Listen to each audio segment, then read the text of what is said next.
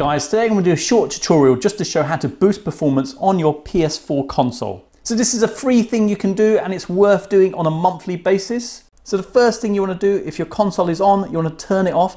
Don't put it into rest mode, that's not going to work. You want to completely power this off. Once it's powered off, wait a few seconds. Now once it's powered off, you want to power it on, but hold on to the power button and this will bring it into safe mode. So if I hold on to it, give it a moment, should hear a beep. There you go, that's the first beep.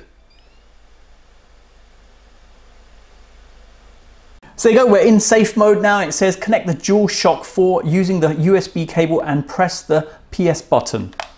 Okay, so I've got the controller here, cable's in there, and we'll plug in the other end into the PS4. If I hold on to the button here, then we get this menu selection here. So if I scroll down and we go to rebuild database, press the X to select the option. The database will be rebuilt. It might take a few hours to rebuild the database. So this is a bit like doing a defrag on your computer. So we'll click OK to that.